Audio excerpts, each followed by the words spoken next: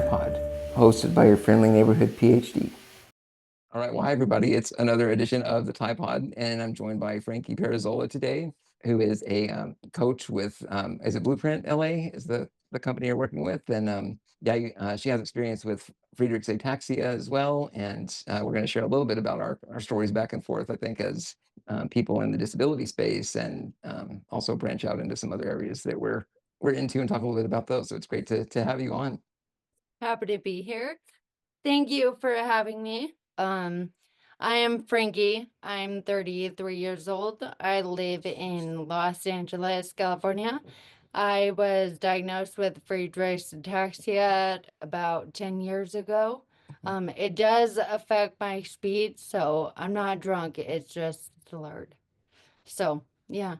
Awesome. Yeah, well, that's great. Well, I'm not either. So if I have one of those moments, or I always joke about the ventilator sounding a little bit like a scuba tank or something. So if there's Does any, it? it does. It's either that or Darth Vader. It's one of those two things. Yeah, You know what? That's pretty cool. it's not the worst thing for sure. So yeah, um, but no, that's really great. I'm looking forward to diving into some different topics here. But the icebreaker I was kind of thinking about starting with is if you have like a walk-on song or like a theme song for you right now, and is it the same as what you maybe had back in high school, or has it evolved? Definitely evolved. Yeah. Um, definitely. I would say my current walkout song would be My Way by Limp Bizkit. Nice. If you one, the intro of the song just does something to my nervous system, and I can't explain it, but I like it. Yeah. And the other thing is the lyrics. I think about that's what I'm saying to FA, like I'm doing it my way.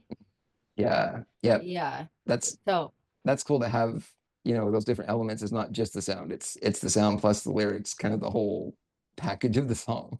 Yeah, yeah.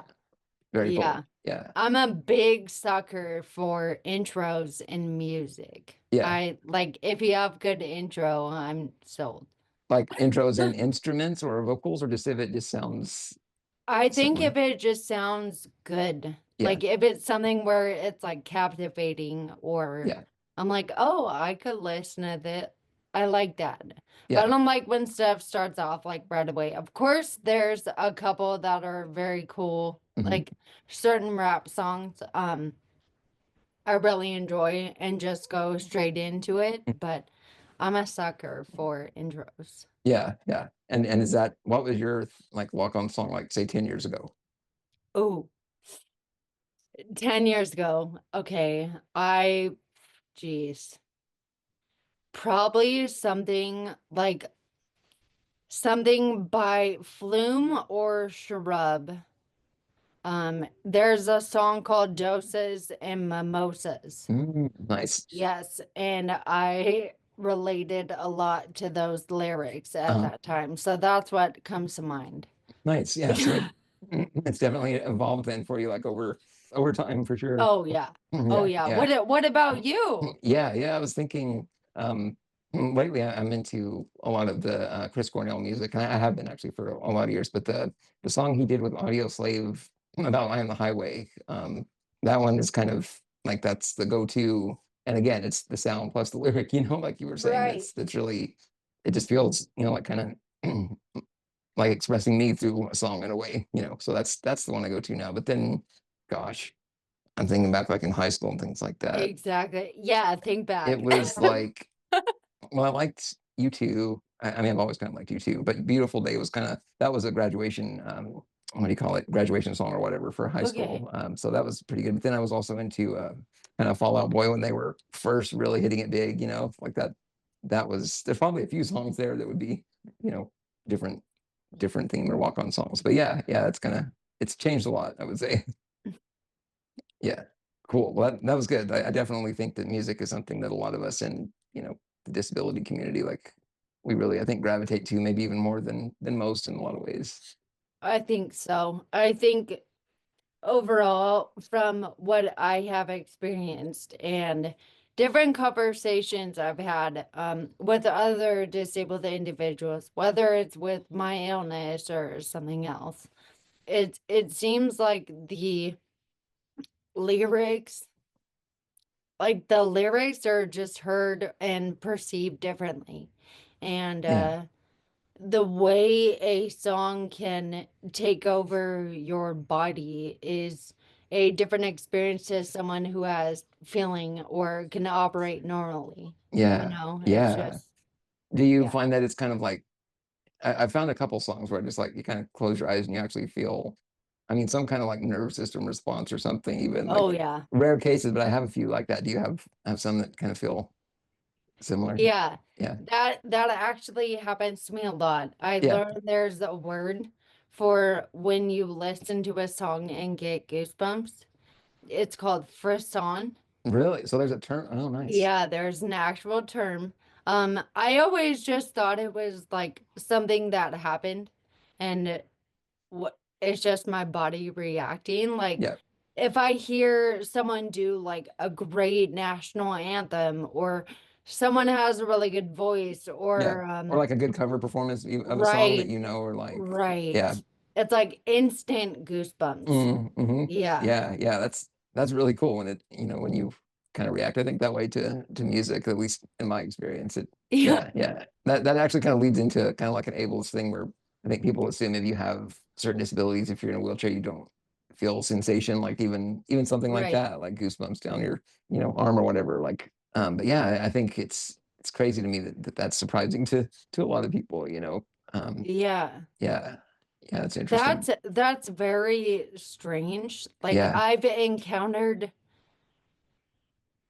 different situations yeah. where like I can tell if someone has genuine questions versus being nosy or just Just trying to pry. keeping yeah, Yeah, yeah. And I love having conversations. Like I may not be able to dance like everyone else, but I yeah, can shake and I yeah. know my spine's moving or like You my feel the toes movement. Yeah, tapping.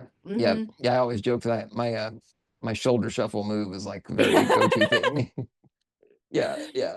So I mean, we feel stuff like, I mean, and we can Right. respond. Yeah, like in the extent we can with you know movement. I think we still have a lot there. Right. Yeah, yeah, Right. I envision myself dancing yeah. very often throughout the day. Like whenever a song is on, I can see myself like able-bodied moving Visually, somewhere. yeah, Yeah. interesting. Yeah. Do you think that's well, I'm trying to think. So when you were probably about 23 when you were first diagnosed or somewhere in Yeah. that range. Do you think that 22. that Yeah. has something to do with, you had 20 something years of not necessarily having any symptoms or anything, and then do you think that like plays into you having visualizations that way? If that makes sense? You know what? I've never thought about that, but Yeah. yes. Because Um, it's interesting to think about, like, because I think I had symptoms at 7 or 8, and it was okay. progressive, and so it was like by the time I was in the teens, I was already in a Right. chair, most of the time, and everything. And I'm just thinking, like, there's a dynamic there. I think that when you were diagnosed and when you started going through things, yeah, Right. I'd like I said, I've never really thought about it, but yeah, I think growing up and just not having to worry about certain things or like places being accessible or how much water I'm drinking throughout the day, stuff, all those things. I wasn't made aware of my disability until way after. Like I yeah, had already graduated college. hmm, So I feel like most of my life I spent pretty much listening to beats and rhythms more. hmm, And then I feel like after my diagnosis and with the acceptance that came with it, I feel like that's when I tuned more into lyrics hmm, and they meant more to me. I never really had that visualization when yeah. I was able-bodied because I was still able to like move around and dance. You were But actually doing the action instead of thinking about, right, yeah, yeah, right. So it's probably more of a therapeutic, nostalgic way of see Yeah, myself yeah. doing what I was doing. I think that's really cool, and that I mean that really taps into something I think with disability, like when you have a progressive thing Mhm. going on. I think that the mental capacity and like focus that has to be put on, like instead of just doing something, you do have to Right. actually think about it, and like we were talking a little bit earlier too, like when you have extra things you have to worry about, like how does that impact you like day to day with like, getting ready to go to your job and everything? Like, do you find that you have extra things you have to plan and like then you're almost mentally tired before you even get to work, is that something Yeah. you experience? I feel like that happens a lot. And I feel like my awareness of it didn't kick in until a few years ago. Like, Hmm. I think when we're living with a disability or something that requires so many steps, we just get so used to operating and doing what we have to do to survive every day that we don't even think that, oh, I'm getting ready for work, but in the back of my mind, I'm like, okay, how much water have I drank? Am I gonna have an accident on the way over? Like, um, how much energy do I need to put into getting ready? So I still have energy when I get there. Am I tired to like I never thought of any of this Hmm. intentionally Yeah. until like recently. Like even after I was diagnosed, I Hmm. can't say it was like an automatic switch where I was like, oh, new me, new outlook, ever didn't happen, Yeah. didn't happen. But I feel like I've been on a certain journey for the past couple years, and I've just been more intentional and self-reflective and everything. So with that being said, I can actually look at the course of my day and look at what decisions need to be made. How can I alleviate those so I don't have like mental exhaustion Yeah. from it. Yeah. Yeah. I Yeah. even I heard when there was an interview with Steve Jobs years Hmm. ago, and he was talking about like mental fatigue, and that's why he wore the same thing every single day because he didn't have to put thought into it. And That's he was like, exactly. that saves up my brain so I can think of like good, useful things during the day rather than what I'm wearing. Wow, that Yeah. I didn't know he said that. And it makes so much sense, though. I mean, the decision making by default is something I think people really can struggle with, and I mean, like even before the disability was extreme when I was younger, it was decision making was a challenge. And like Right.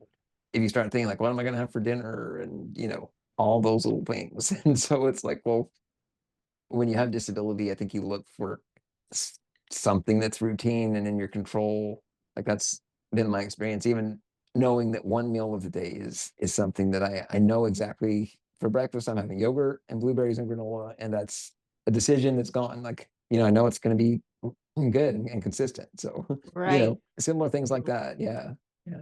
Yeah. Or knowing that you're and it's accessible, like where you're going to go to work. Like grad school, I was thinking I had an office with a door that opened with a remote, and it was like I knew it was there. So just by default, one less worry. So yeah, Right. yeah, I totally get that. Stuff like that. Oh, man, I didn't even think about it, but Yeah, stuff like that just makes things so much easier. yeah, Knowing that you have a door that'll automatically open or you don't have to worry about driving here, yeah, whatever it may be. I never really put into thought how much like mental fatigue that would cause. yeah, yeah. Yeah. And how many steps in advance that you Right. have to plan. I mean, because it's even now I think about like the daily like medical routine and stuff. It's like, well, before I take medicine, I have to have food because, to absorb it. And then after that is only then can I start like transferring or like Right. turning on my side if I need to or whatever. And then I mean you're talking like hours and hours in advance, where most, I mean not most, but a lot of people I think just go moment by moment doing something and not Right. thinking about it. So yeah, that's interesting to, like you have all that, but you still have to make a living and work and, all those things that sort of make up the, I don't want to say American dream, but kind of that kind of stereotype, person that, and it might even Right. be like our own self. I mean, I know that I've gone with self pressure, for years. Yeah, and that's just a constant thing. I think that and the burnout from that. Like, do you find that with disability and everything, you do have to like really guard against burnout, give yourself like breaks and, kind of, well, like we talked about with going on YouTube and just like relaxing or a series or something. Like, how do you, like, have you had that burnout, and then have you kind of found your zone to get away from that? I've definitely had that burnout multiple times. I'm learning. Yeah, But it's for me, I think we are very similar that we put pressure on ourselves. yeah. It's not directly from the outside. It's not directly people telling us, "Oh, you should be doing this, this, and this." It's our need to want to belong to a society in a Hmm. normal capacity. Yeah, yeah, And I think with that, it just comes like a natural pressure on ourselves. And with me, I feel like I don't know when I'm doing that to myself. Like yeah. I still strive for, I wouldn't say perfection because nothing is ever going to be True. perfect, but I strive for the best. Yeah, And my standards with myself are just a lot different. So I feel like the burnout I do experience is more like self-inflicted yeah. rather than like people, honestly, people expect nothing from me Yeah. while I expect everything from myself. Do you think that's changed since you've had disability? Like before that, do you think there were people that had expectation or put pressure or anything? Yeah, I feel I come from a very old school traditional Italian family, Hmm. and you get a job, you get married, you have kids, you Right. follow the certain Order of steps. life events. Yeah. Yeah. And that was always kind of put on me, but I feel like once I stepped into more awareness with my disability and like Hmm. acceptance, I feel like the I became aware I was putting the pressure on myself. Yeah. And I think a lot of the times I would chalk it up to, oh, well, so and so wants this from me, so I Mm. can't do that. But it was like, no, they don't. Yeah. Yeah. That was like you were, using that as maybe like a source of blame or like to or maybe Right, deflect even a little bit. Yeah. right, Yeah. I know how that exactly what you mean. right. Did you have like a one event or one moment that was like, oh, I have to accept that this is me doing it and I have to change? Like, did you ever kind of have that one time, or was it just something you just sort of, I guess, maybe built up to?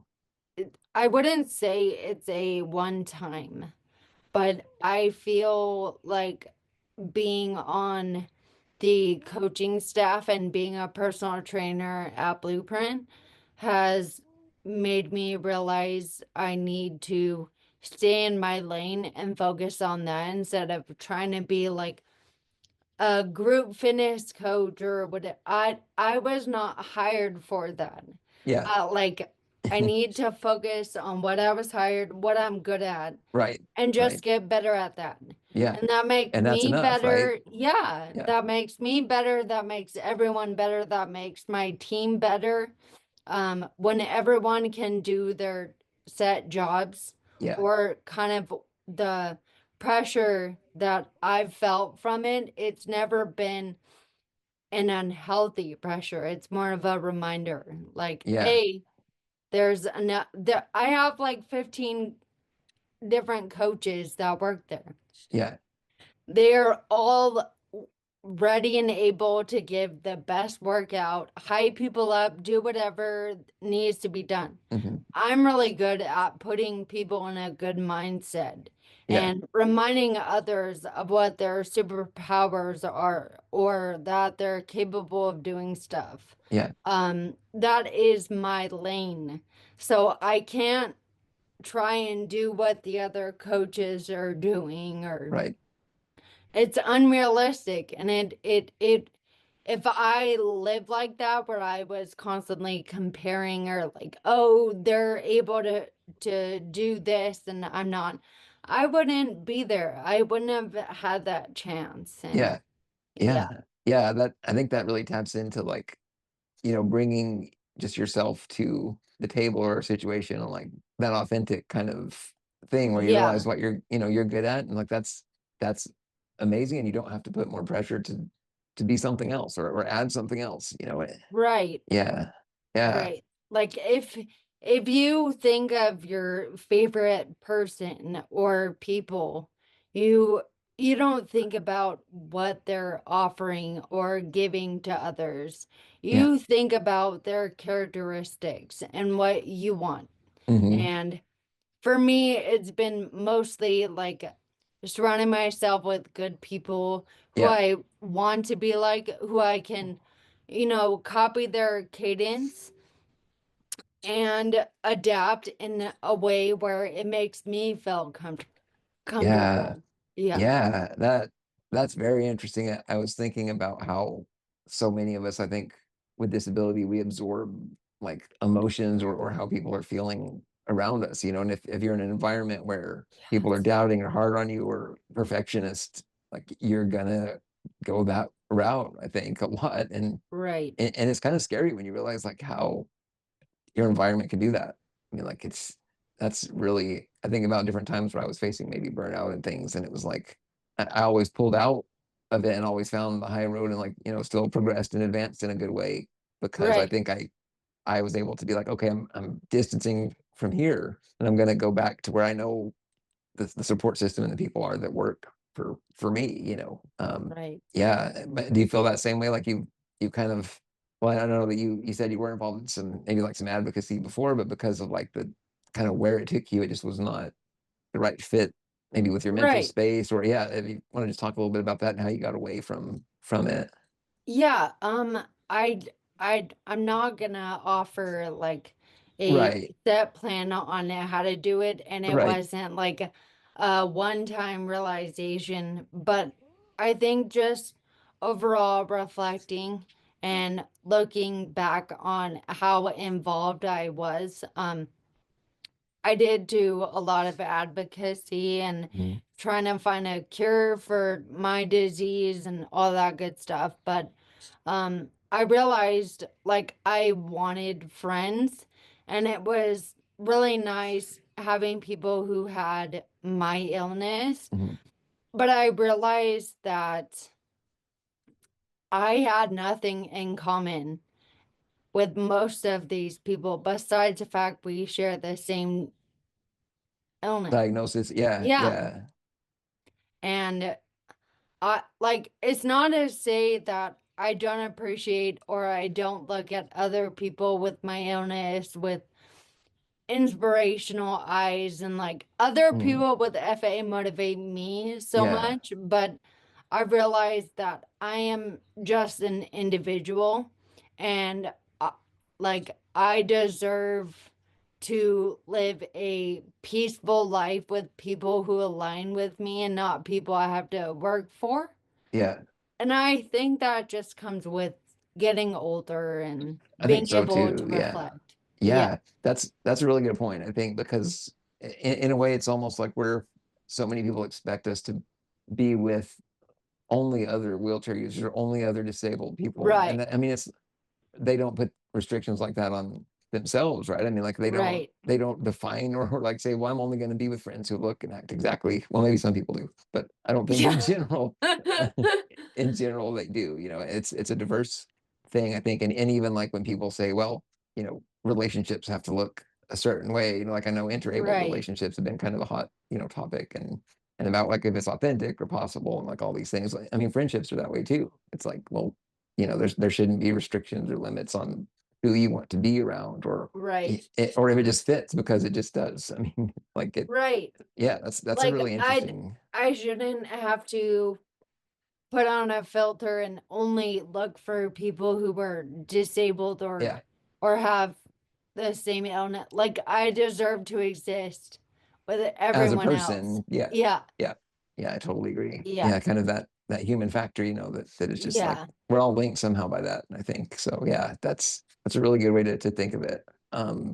So like as far as Blueprint and how you got started there and how you ended up actually getting a job, like if you do you want to highlight kind of how you got, from first going there to, where you are now with coaching. Sure.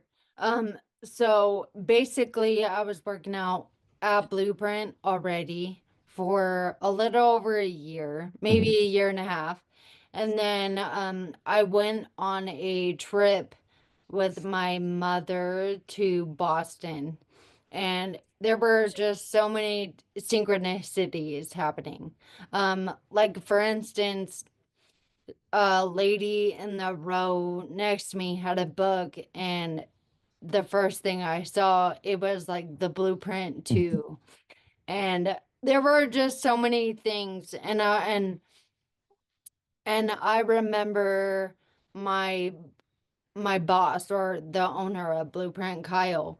He he had posted a video saying like, "Oh, we're looking for coaches and people to apply." Um, And I was like, I don't know. What could I do? I mean, Yeah, I'm in a wheelchair. I have a neurological disorder. Like, what could I do?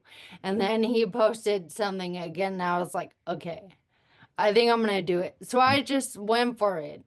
And I happened to get it. Like, yeah. I I don't even know how that happened, but I had made relationships already with the coaching staff. Like I am those people are cut from a different cloth. Mm-hmm. And seeing that, going back to what we were talking about, like Yeah. characterizing others, they just held certain qualities that I wanted. Mhm. So I wanted to be around them, Yeah. and I genuinely love them. So it was a great fit.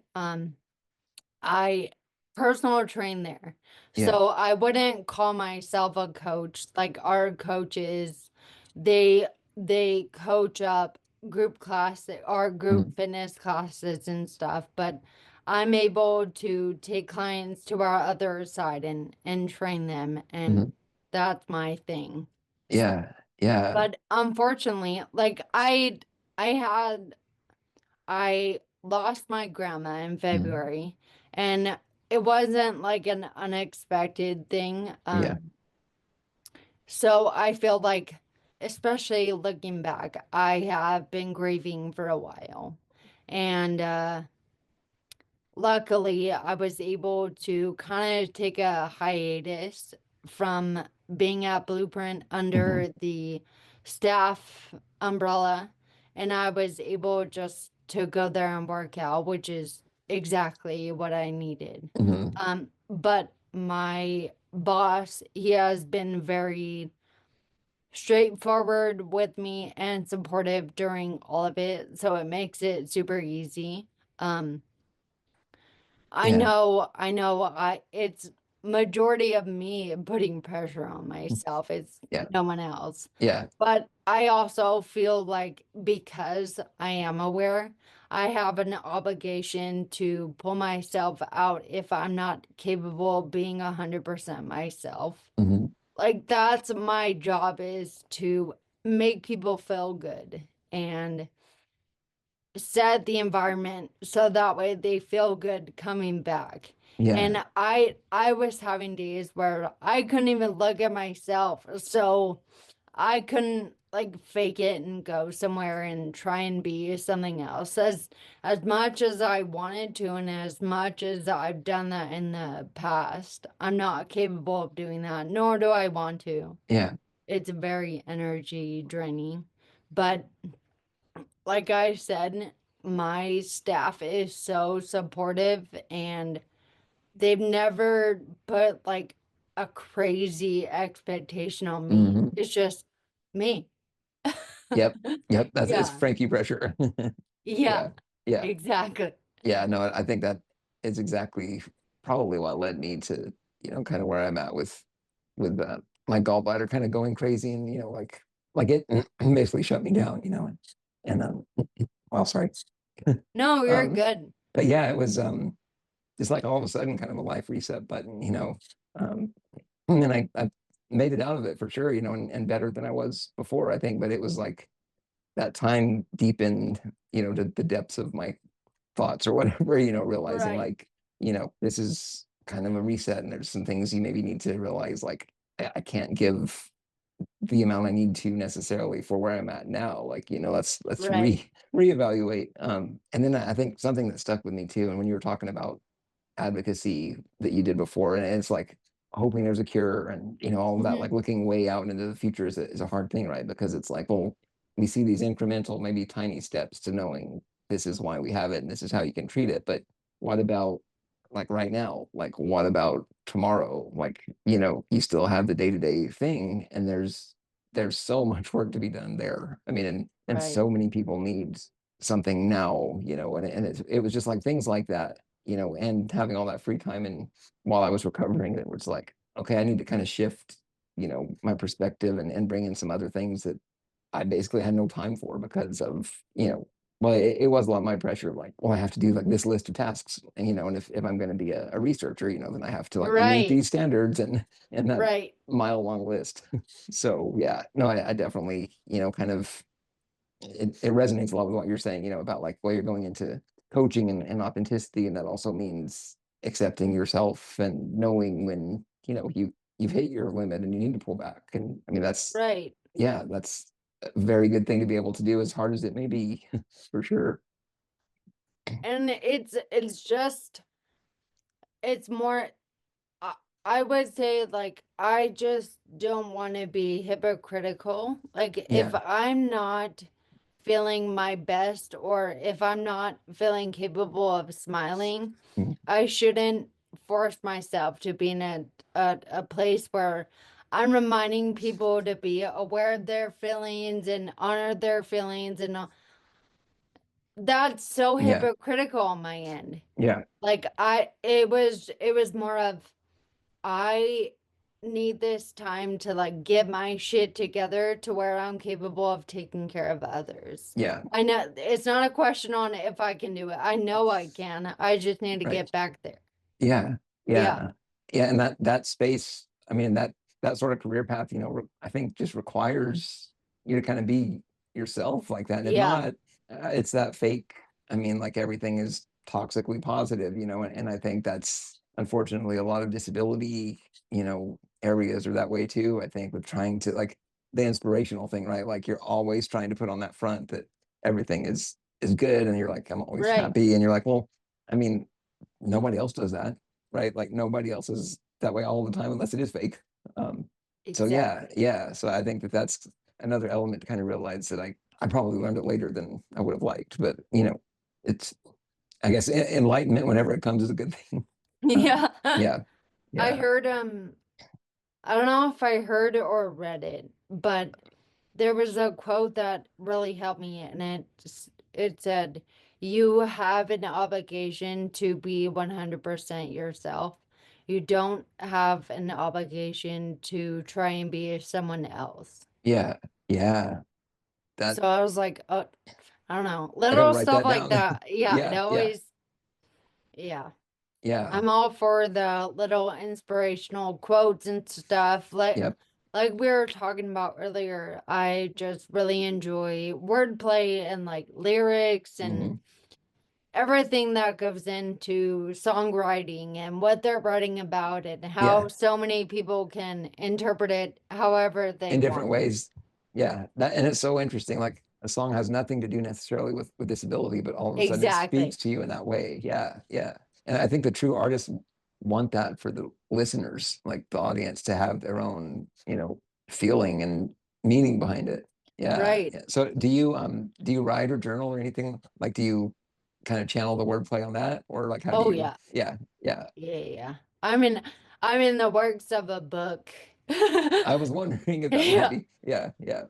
Yeah, I'm still debating on my character development and whether or not I want to do fiction or I was wondering, nonfiction. is it going to be like more of a memoir biography or more of like just you telling stories from another perspective or creating characters? Like what? Yeah, I'm more leaning towards nonfiction Yeah, and telling it through other characters that I make up, but I still stick to my original story. yeah, I think that would be more interesting because, to be honest, like, who gives a shit about some chick with a neurological disorder? But if you read about like a made up character and you could find yourself relating to her, yeah. great. Like, maybe not everyone can relate to me, but maybe they can relate to the character I build.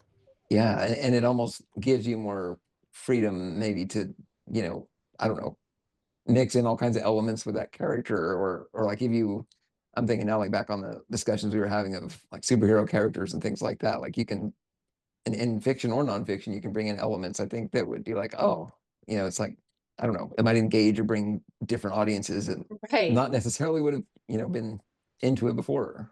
Yeah, Right. yeah, very And interesting. it's to be very honest Yeah. with using different characters, I feel like I wouldn't be snitching on certain people or like, Mhm. people wouldn't be able to correlate who that is in my life or Yeah, whatever.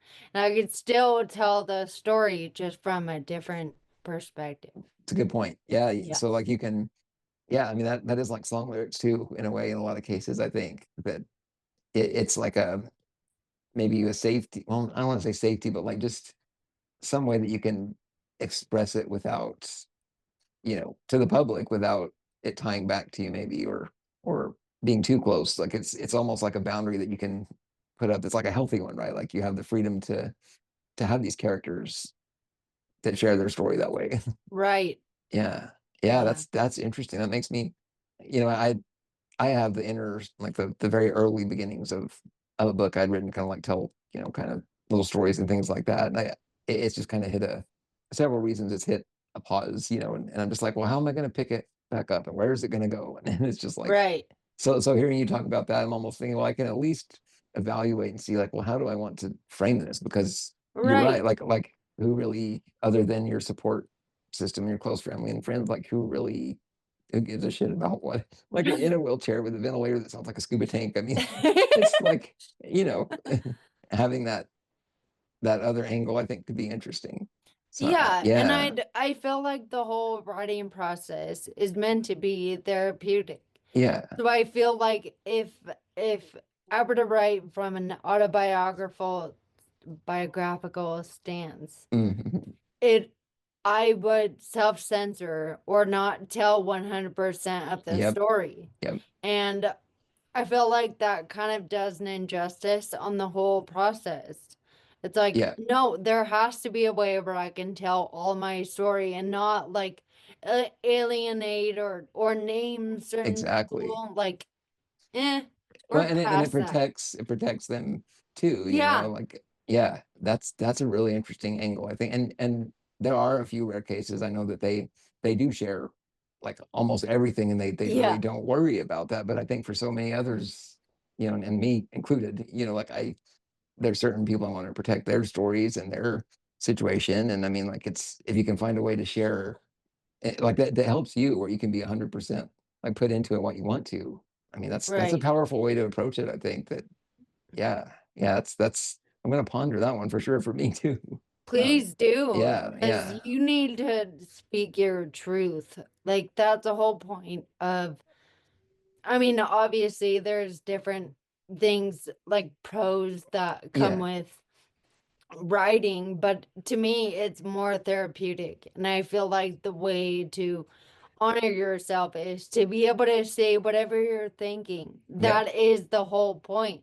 Yeah, yeah. So if we have to tell a story of like a chemistry teacher that decided to cook meth, like we were talking about earlier, we can Right. like was it like allegorize, or like I don't know if that's the right term, but there's a word for like it's kind of a metaphor in a way, I guess, is you're using some other events or some other things to represent pieces of you in a way. Like I'm wondering what Gilligan as a writer of Breaking Bad, like I can't imagine he was following that exact career path. So is he Right, channeling something he went through? That's right. Or interesting is he telling a story of someone else he knew? from his Like lens or something. yeah, like I think about that with Sons of Anarchy Yeah, and Kurt Sutter and his ability to talk about like biker gangs. Like how did he have this knowledge?